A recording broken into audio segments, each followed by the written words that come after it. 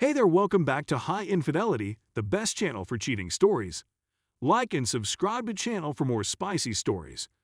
Now, let's get into today's story video. Me, 32 female, with my husband, 35 male of 10 years, he is divorcing me because I'm infertile. I'm a complete and utter wreck. Many consultations, an excessive amount of tests, 5 rounds of IVF, and months of sobbing myself to sleep were all part of the process.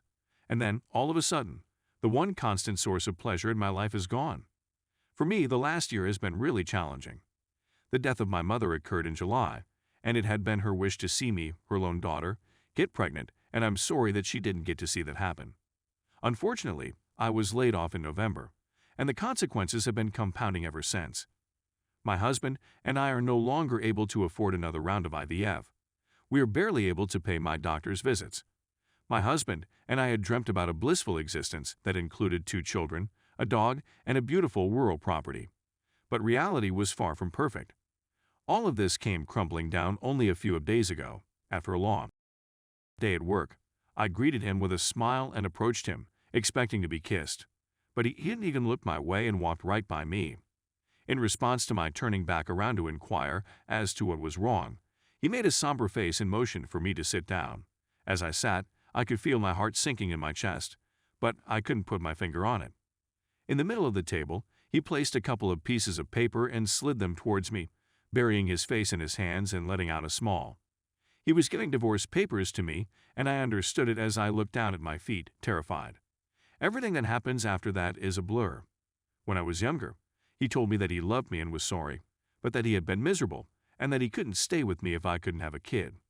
It was he who revealed to me that he was the monster, and that he was unable to break free from his biological drive. If we couldn't have children, we made the decision early on that we would not adopt. Because we wanted biological children, please don't judge us for this decision. During the night, he used to hold my hand and promise me that he would never leave me, no matter what, that being childless was okay, and that I was worth it. I'd come to realize that everything was a ruse. Anything's impossible for me to hold it against him, since I'm the one who was undermining the relationship and the one who was destroyed. The day before, his sister and best friend came over to help him pack his possessions, and I couldn't stop crying the whole time. He's moved into an apartment on the other side of town and has agreed to pay the mortgage on our home for the next 4 months, at least, until I can find another work and we can sell our property. I'm in a state of shock. Since the night he left, I haven't gotten out of bed. I'm not sure why. I haven't had anything to eat in a long time. I have the impression that I have already passed away. What should I do on Reddit, exactly? I haven't had the courage to tell any of my friends or family members about my infertility yet, since I'm already embarrassed about being infertile in front of them. What was he thinking when he did this to me? My existence has come to an end. Update. First and foremost, I'd want to get a few things off my chest about the messages I've received in regards to my current situation. Thank you so much to everyone who has helped me and has been kind and sympathetic during this process. I really appreciate it. I got a number of encouraging messages and random acts of kindness. After stating my position, I got a torrent of private messages from folks telling me that I deserved everything that had happened to me because I refused to adopt, that I deserved a life of loneliness, and that I should dedicate myself to the adoption process. That was horrific and made me want to commit suicide. For the record, I do not consider myself to be a nasty person just because I do not want to adopt a child. I do not feel it is unethical to give preference to biological children over adopted children. Since the vast majority of individuals do not adopt, it is obvious that 95% of the world feels the same way as you do. In my opinion, it takes a courageous and caring person to adopt a child who is not their biological child. I'm not one of those folks, and I apologize if this offends you in any way. Now for the most recent information. After publishing my essay, I met with a lawyer who agreed to take me on as a client the next day. On Thursday, I met with my attorney to discuss my expectations for the divorce process going forward. On Friday, I also had an appointment with a psychotherapist. For the time being, she suggested me to spend some time by myself rather than communicating with my partner. Over the course of a few days, I contemplated his leaving and the broader context of our situation, and came to the conclusion that although I was upset at how he handled the matter, I can understand his wish to leave. If I am unable to provide a child for him, and that is really what he wants, he will be forced to leave. By Friday, I was in a more positive frame of mind, despite the fact that everything was still numb.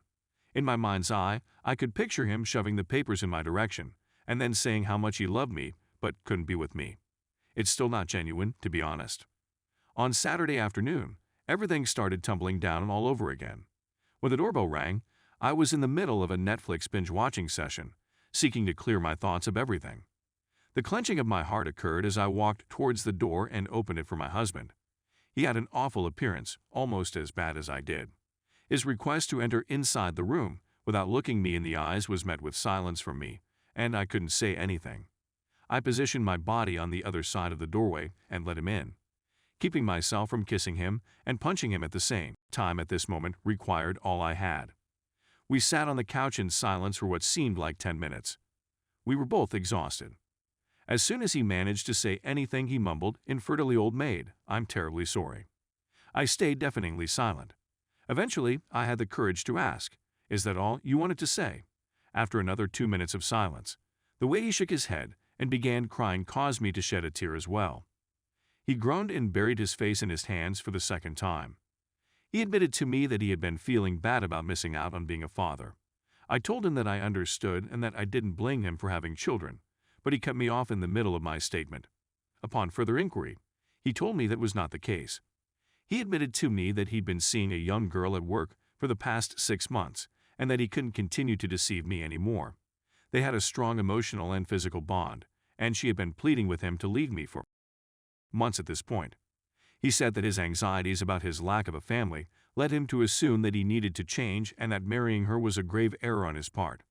My body couldn't take it any longer at this point. I told him he needed to leave my house immediately. The way he looked at me made me think he was a scared dog, and he panickedly told me he wanted another chance, that he'd just broken up with his colleague, and that he was willing to postpone having children in order to be with me. I didn't know what to do, so I started yelling at him, telling him to go and that I was over with him. He just burst into tears and begged me to take a deep breath and relax. Because it was clear that he was not going to leave, I went ahead and did it. I had my keys from my pocket and ran out the door. I drove out of town for 30 minutes before pulling over on the side of a desolate road and sobbing for an hour and a half. The next morning when I returned to town, I checked my phone and saw that my husband had called and texted me more than 20 times with messages like, "I'm so sorry, she's nothing," and other such platitudes like, "I'm sorry, she's nothing," blah blah blah. I didn't delete any of these messages since I was aware that they were critical for my lawyer to be able to see them. When I returned to my place of living, he was no longer in attendance. He hadn't stolen anything or caused any damage, so I was relieved to see everything in the same condition as when I first entered. I regained my composure and sense of reality and dialed my lawyer's phone, leaving him a detailed voicemail about the events of the previous hour. My lawyer phoned me back today and told me to report to the office first thing in the morning on Tuesday, since sending me a text message on Sunday in which he said, "I'll get back to you. My husband has not tried to contact me, infertile old maid. You have my heartfelt admiration. I made a mistake, and I sincerely apologize for any inconvenience this has caused you. I'll be available for you whenever you want my assistance. My thoughts are whirling about in my head once again, and I feel as if I'm about to die. I have not yet informed any of my friends or family members of what has occurred, and I doubt that I will be able to do so in the near future. Warning: I am the only child of my deceased mother, but I have 2 non-biological sisters who live with me.